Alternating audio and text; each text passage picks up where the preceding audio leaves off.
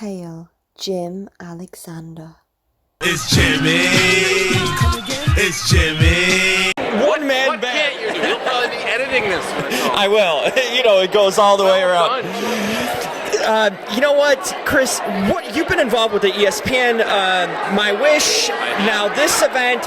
What was the initial introduction to making wishes happen for kids? What was the first kind of inception of it all to bring you to this point? Well, in 2006, ESPN decided to do this series called My Wish, where they found kids who had sports-related wishes, Make-A-Wish did, and then we helped them happen along with the Make-A-Wish folks. And it was great to see the kids experience what they were experiencing. I think the audience got to understand that Make-A-Wish is for kids who are thriving and who are doing great and going on to live exciting lives.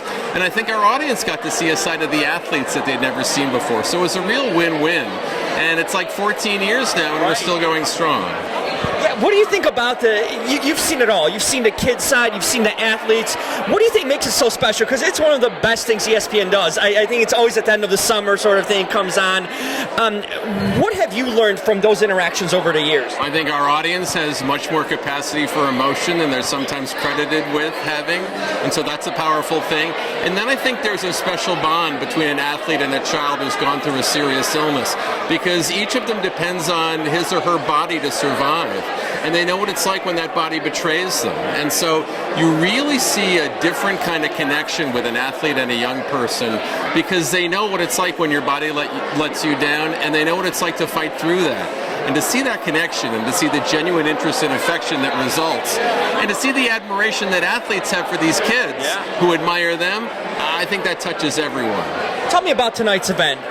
Tell me your role in it and what we're doing here tonight. Well, we've got all kinds of different awards we're going to have. We're going to be having a live auction. There's a silent auction. There's a performance by Shaka Khan, so that's going to be pretty exciting. So a lot is going to happen in there. Now, you realize that's the room where they give out the Golden Globes. Right. So I don't know if anybody's going to be thanking their agent or their publicist tonight, but there's going to be a lot of love in the room. Speaking of Golden Globes and Oscars, we're entering awards season. You're big on predictions. I always see your thing.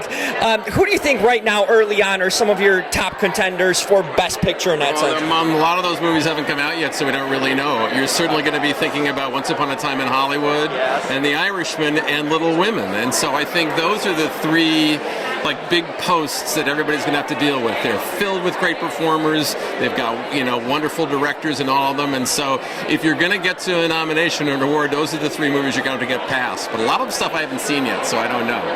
This time, kind of later this year, we're getting some of the strong contenders. Besides Once Upon a Time, which came out in the summer, you think that movie's not going to get kind of forgotten? Oh no, it won't get forgotten. It'll be very much part of the conversation. No, it's like it's like the 15 items or less line. Everybody's going to show up before it's all over. And favorite performance you've seen this year that really captivated you? That you're. Oh, I don't know. I haven't seen enough to be able to rock on yet. I thought Leo and Brad were both great in that Once Upon a Time in Hollywood. So we'll see. Looking forward to your predictions. Thank you, James. Thank you.